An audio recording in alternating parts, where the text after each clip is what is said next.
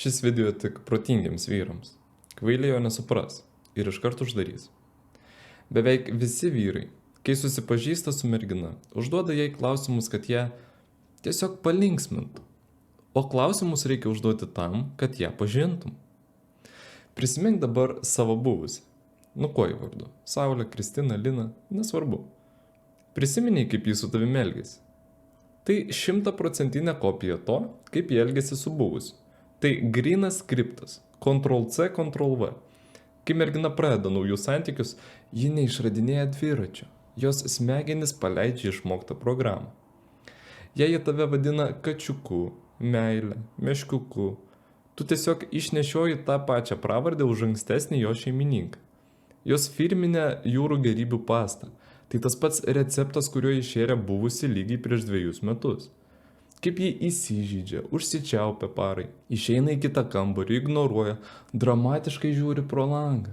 Tai išvažinėtas spektaklis, kurį jį 100 kartų išbandė su visais buvusiais. Kaip jį išsilenkia lovoje, kokius garsus leidžia, kaip bučiuoja, ji daro tai lygiai tą pačią tonaciją ir decibelais, kaip darė su buvusiu. Jokio ekskliuzyvo jos elgesyje nėra. Ir čia aš norėčiau paminėti 2 mokslinius tyrimus, kuriuos paliksiu video aprašyme. Jūs patys galėsite juos pasiskaityti. Jie sako, kad tas pats reakcijų tipas kartojasi skirtingose santykiuose su skirtingais žmonėmis. Antras tyrimas rodo tą patį. Bazinės elgesio strategijos išlieka keičiantis partneriams. Net jei žmogus nori elgtis kitaip naujose santykiuose, greičiausiai jam nepavyks. Nepaisant to, vyrai paniškai bijo sužinoti savo moters praeitį. Jiems fiziškai skauda įsivaizduoti savo sandrelę su kitu. Jiems bloga pagalvoti, kad ji dejavo po ko nors kitu, kad ji žeminosi prieš ką nors, kad žiūrėjo į jį įsimylėjusiomis šuniuko akytėmis ir verkė. Ir dėl šito neryžtingumo jie daro fatalią klaidą. Tiesiog išbraukia savo moters praeitį. Mano akimis tai maksimaliai infantili pozicija. Tu turi gražiai, atsargiai, kaip tyrėjas, ištraukti iš jos visą informaciją. Jei nors kartą gyvenime tai padarysi, tu nustepsi. Staiga suprasi, kad jokio unikalaus santykio nėra. Ji elgiasi lygiai taip pat. Kokius klausimus dažniausiai užduoda vyrai? Maksimaliai kvailus. Kokius filmus mėgsti? Duok aš dabar atsakysiu už ją. Tuos, kurie dabar topuose. Kokie tavo gyvenimo tikslai? Ji pasakys lygiai tai, ką tu nori išgirsti. Šeima, jaukumas, saviugda. Kodėl išsiskyrėte su buvusiu? 100% atveju papasakos apie aukos legendą. Jis buvo blogas, o aš pavargau. Nors tai gali būti net netiesa. Vietoje to, tu turi sužinoti, kas buvo jos pirmas vaikinas ir kodėl būtent jį pasirinko. Paklausk apie patį toksiškiausią, neadekvatų. Paklausk apie patį rimčiausią konfliktą. Sužinok, kaip jį išeidavo, kaip grįždavo, kaip atsiprašinėdavo. Moteris kartoja tuos pačius scenarijus su absoliučiai kiekvienu vyru. Štai sėdi tu su mergina pasimatyme, žiūrit viens kitam į akis ir ji tau įkiša vaikišką pasaką, kaip jai su buvusiu nepasisekė. Oi, buvo tokie sudėtingi santykiai. Pasirodo, po 5 metų mes visai skirtingi žmonės, tikslai nesutampa. Nuolatiniai konfliktai. O tu naivus žvirblis, sėdi ir linksi galvą, mirkčioja akytėmis. Galvoji, matyt jai papuolė kažkoks ožys. Su manimi tikrai taip nebus. Mes juk rasim bendrą kalbą, aš juk adekvatus. Ir ji lik irgi to nori. Turi jį visą šitą nesąmonę, su šypsena veide. Kodėl nesąmonė? Nes ji pasakoja tik apie paskutinius 3 jų santykių mėnesius. Kai jausmai jau išnyko, emocijos praėjo. O meilė mirė. Ji pasakoja tik finalą, kur jį jau nuvertino ir vėliau išmetė. Dabar įjung smegenis ir atsuk laiką metus 2 atgal. Manai, ji pradėjo su juo miegoti, todėl kad tikslai nesutapo. O akivaizdu, kad ne. Kai jie susipažino, viskas buvo fantastiškai. Ji žiūrėjo į jį lygiai tomis pačiomis įsimylėjusiomis akytėmis, kokiomis dabar žiūri į tave. Jei jie susitikinėjo nors metus, ji 100% pasakojo mamai ir draugėms, kad pagaliau sutiko tą tikrąjį, tą vienintelį. Gali būti, kad jų santykių pradžia buvo 10 kartų ryškesnė ir emocingesnė nei nuobodus pasimatymas su tavimi. Todėl, bičiuli, pagaliau atsikvošėk. Tu niekuo nesiskiri nuo jos buvusio. Praeis metai, 1,5, gal 2, hormonų šokis baigsis ir jie įjungs lygiai tą pačią programą, kurią išbandė su buvusiu. Jei tai probleminė moteris, ji pradės kabinėtis prie smulkmenų, tolti, intimo bus mažiau, pretenzijų daugiau. Ir kažkurio metu pažvelgs į tave tuščiomis stiklinėmis akimis ir pasakys: žinai, man atrodo, mes tiesiog skirtingi žmonės, pas mus skirtingi tikslai. O po mėnesio jis sėdės kavinėje su nauju naiviu vyruku ir lygiai taip pat, atsidūsdama, pasakos jam apie tave. Oi, mano buvęs, iš pradžių viskas buvo gerai, o paskui tapo toks duslus, toks toksiškas, visiškai nieko bendro. O tas vyrukas sėdės ir jis šitą šūdą samčiais ir galvos, su manimi tai bus kitaip. Ir taip galvoja kiekvienas vyras, kiekvienas naujas. Kokius klausimus iš tikrųjų reikia užduoti? Kaip jūs su buvusiu taikydavotės po stipraus konflikto? Jei sako, galėjome 3 dienas nekalbėti, aiškus pasyvios agresijos markeris. Su tavimi darys tą patį. Įsirems iki galo ir stovės pozoje. Tokius santykius galima tempti iki vaikų. Bet vos tik jį pastos. Tau galas. Pirmas taikytis dabar privalėsi tu. Antras klausimas. Kas dažniausiai pirmas taikydavosi? Greičiausiai bandys užmaskuoti. Te būdavo įvairiai. Sakyk, savaime aišku, o visgi, kas dažniau? Jei sako, kad dažniau pirmas žingsnis būdavo dedamas vaikino, žinok, ji niekada neprisiims kalties. Kol tu neatroposi ant kelių, ji nenurims. Trečias, kaip tu supratai, kad jausmai vaikinui praėjo? Tai parodo, kaip ir kurią akimirką jį įjungia nuvertinimo režimą. Ir kaip tai atrodo? Ketvirtas, kokia tavo pati blogiausia savybė santykiuose, dėl kurios tau gėda? Jis sako kažką tipo, aš per daug myliu, per daug rūpinusi. Prieš tave mergina, kuri iš viso nemato savo trūkumų. Su tokia santykiu nestatyk. Kritinio žvilgsnio į save ten nėra. Jei būdamas santykiuose, pasakysi jai į akis, brangioji, šioje situacijoje tu pasielgiai kvailai, neadekvačiai. Ji iškart pavadins tave abuseriu. 5 klausimas. Ar tavo buvęs buvo pavydus? Jei sako, jis amžinai mane kontroliavo, net kvėpuoti neduodavo, pavydėdavo net stulpui. Reiškia, jis šokinės po barus, mergvakarius, rašinės tiesiog draugams, o bet kokį bandymą sustabdyti šitą chaosą vadins toksiškumu ir abjūzu. 6. Kiek tau svarbu saviugda? Jei sako, labai svarbu, aš visada tobulėjau, o buvęs gulėdavo ant sofos ir gėrė alų. Kai tau bus pinigų nuosmukis ar krizė, ji akimirksniu peršoks ant storesnės šakos. Galbūt buvęs tikrai gulėjo ant sofos. Toks variantas galimas. Bet būtent tai tau reikia išsiaiškinti, nes gali būti, kad tai meluoja. Svarbiausia, riebiausia raudona vėliava. Kai mergina negali aiškiai paaiškinti, kodėl išsiskyrė su buvusiu. Jei pradeda mykčioti, nežino, ką sakyti, tai pats blogiausias variantas. Reiškia, jokios rimtos priežasties nebuvo. Jei tiesiog pasidarė nuobodu. Bandomoji demo versija pasibaigė ir tavęs laukia tas pats. Paklausk, kas jį svarbiausia santykiuose. Jei pradeda vardyti pagarbą, rūpestį, dėmesį, 99% atvejų, kad kalba apie save. Ji nori gauti pagarbą, dėmesį ir rūpestį. Vienu žodžiu, tai vartotojiškas mentalitetas. Iš mano pastebėjimų, adekvati mergina visada paminės, kad svarbiausia sąžiningumas ir nuoširdumas. Paklausk, ar buvo taip, kad jausmai vyrui užgeso, bet tu vis tiek toliau su juo matydavaisi? Greičiausiai pasakys, kad taip buvo. Tada patikslink, kiek laiko tai truko ir kuo baigėsi. Tai puikiai parodo, ar ji pasiruošusi šeimyniniam gyvenimui ar ne. Jei paaiškėja, kad iškentėjo vos 3 mėnesius be jausmų ir tada išėjo, šeimai variantas ne pats geriausias. Paklausk, kas tau svarbiau vyre, kad būtų patikimas ar kad būtų stiprus potraukis. Jis sako, viskas svarbu, ir patikimas, ir potraukis. Kodėl aš turiu rinktis kažką vieną? Tokia su labai didelė tikimybė tave išduos. Arba pati pirma stovės prie durų, kai tik potraukis pradings. Prieš pradedant santykius, paprašyk, kad papasakotų situaciją, kur ji, tikrai prisidirbo buvusiuose santykiuose. Kur buvo 100% jos kaltė. Ir kaip ji su tuo tvarkėsi. Deja, 90% moterų po šito klausimo tiesiog užstringa. Procesorius uždūmija. Jos fiziškai negali prisiminti situacijos, kur buvo pačios kaltos.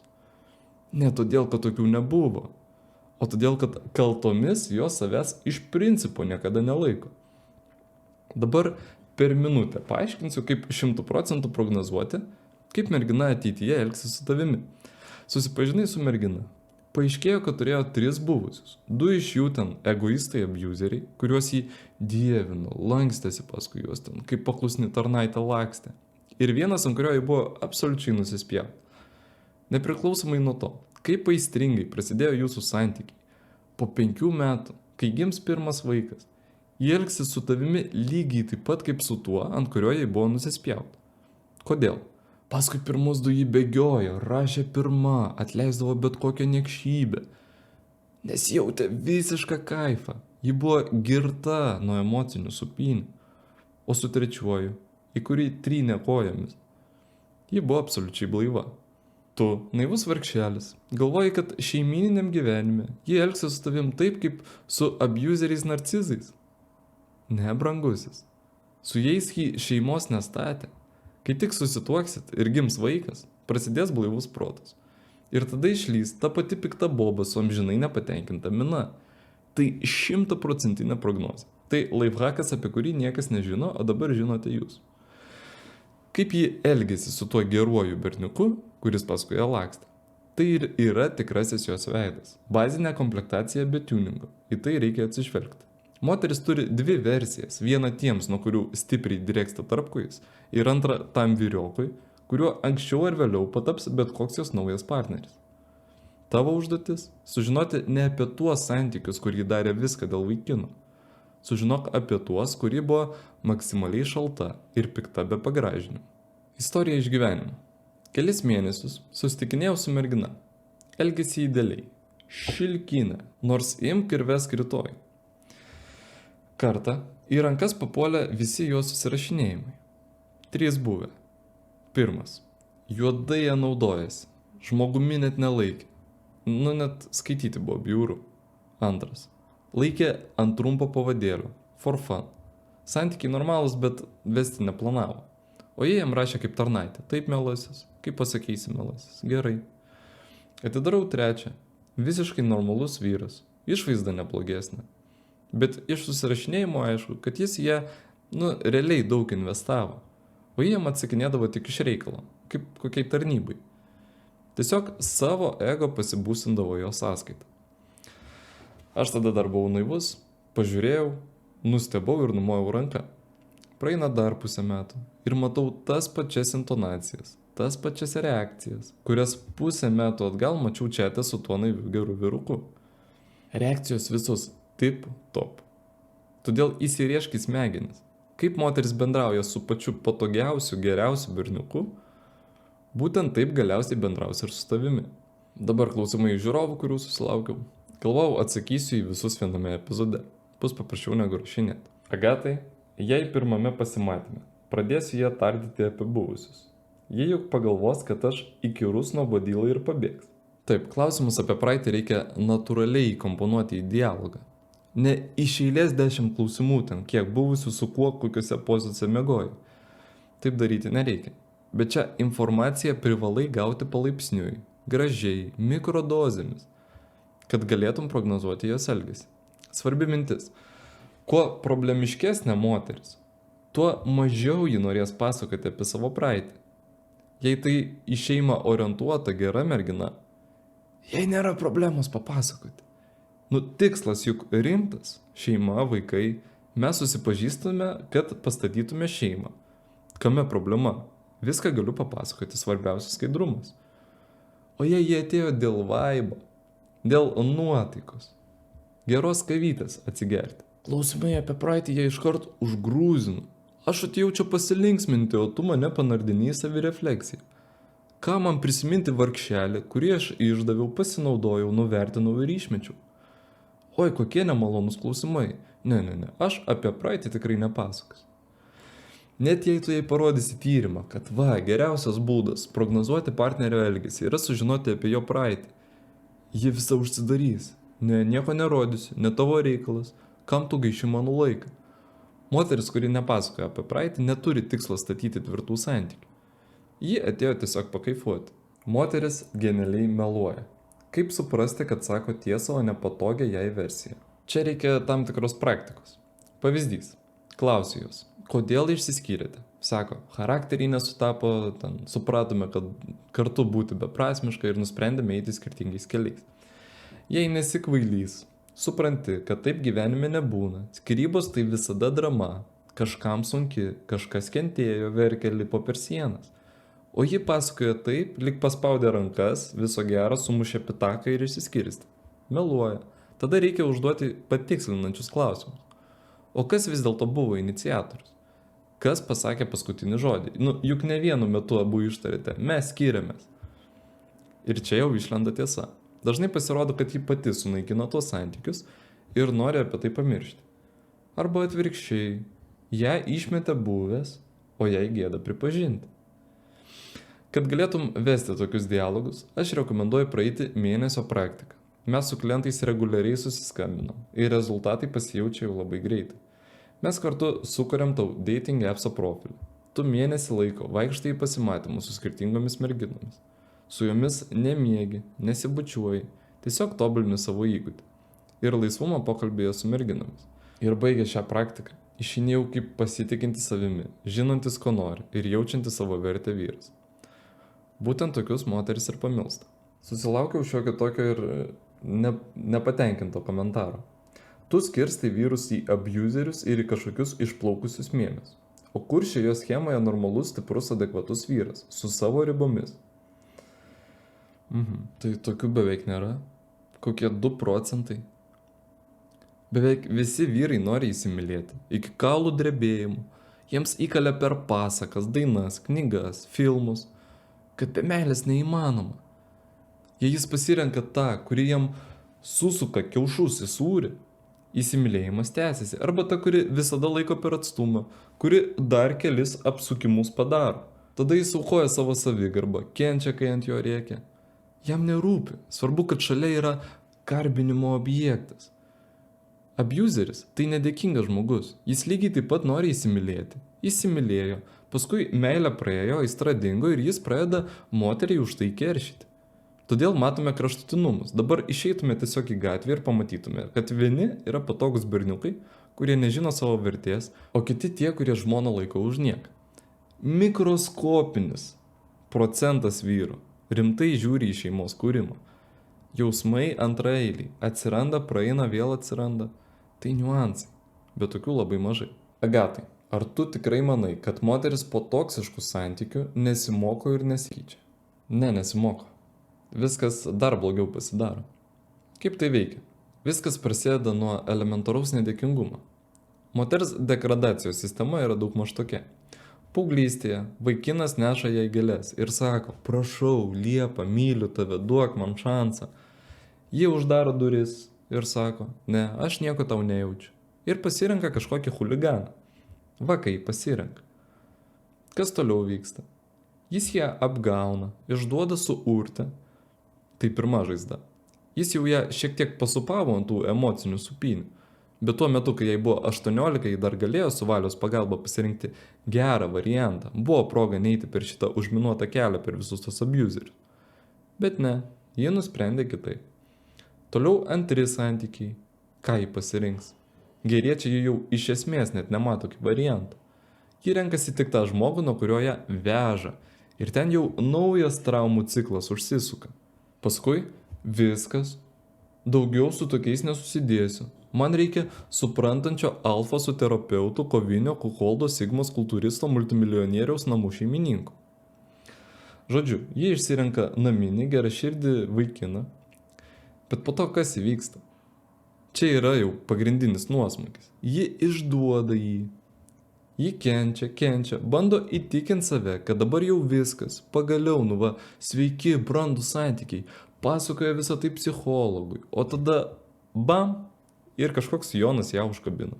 Ir pas ją vėl ten tokia šiza galvoj prasideda, o dabar ką daryt, pas tą abuserį kaip ir nesinori, o nuo tų geriečių jau pykina. Kur man eit, ką man daryt? Va kokias išvadas dažnai patiria moteris. Pati didžiausia vyro klaida. Jis ateina į 1., 2., 3 pasimatymą ir bando padaryti taip, kad mergina jį įsimylėtų. Jis jos visiškai nepažįsta. Net jei pasėjam 40 metų, vis tik tai yra naivus berniukas, piemuo. Jis galvoja, kad jis pažins tą merginą iš metų į metus, kaip tyrėjas per lūpą analizuos, kad mes vienas kitą pažinsim tik po kelių metų. O dabar ką reikia padaryti? Užmegzti kontaktą, suvilioti ten, šūdas, visiška nesąmonė. Realybė atrodo maždaug taip. Yra puzlės. Kuo daugiau faktų iš jos biografijos tu žinai, tuo labiau ta visa puzlė susideda. Kokius vyrus jį rinkosi, kodėl būtent juos, kaip dažnai pykdavosi, ar įžeidinėdavo, kaip dažnai miegojo, ar yra permiegojus už santykių ribų. Yra apie 100-150 klausimų, kurių dėka tu gali surinkti visą puzlę. Kai kurie vyrai dėl patirties trūkumo surenka tik trečdalį puzlės. Nedaug. Daugiau patyrę gali surinkti pusę. Jie sueina su moterimi, apsigyvena kartu, daro vaikus ir pažįsta ją tik per pus. Ir yra labai mažas procentas tų, kurie praeina praktiką, kurie gilinasi į merginos praeitį, kurie lengvai prognozuoja jos reakcijos ir įvykius. Jų santykiuose niekas nestebina, niekas nežydžia, jie visą tai nuskaito dar pačioje pradžioje. Ir toks vyras per 3 susitikimus surenka visą puzlę. Jis žino, kaip jį pasielgs bet kurioje situacijoje. Dauguma vyrų šitos puzlės net nepradeda rinkti. Jie tiesiog žiūri į merginą, seilė teka. Ir bando jis padaryti taip, kad jį įsimylėtų. Ir paskui jis ateina konsultuoti, sako, štai tai susiklostė, o ką daryti? Va tau rezultatas. Ir rezultatas bus tragiškas. Pagalvok, su kuo tu susieini, dėl ko tu tai darai. Ir kodėl tu nieko apie ją nežinai. Va tu, kodėl tu nieko nepasidomėjai. Tu savo merginą pažįsti ar ne? Po šio video paliksiu nuorodą į minėtus tyrimus. Nepabijokit, paspauskit patinka, pakomentuokit. Ir susitiksim kitose epizoduose. Ačiū, kad žiūrėjote.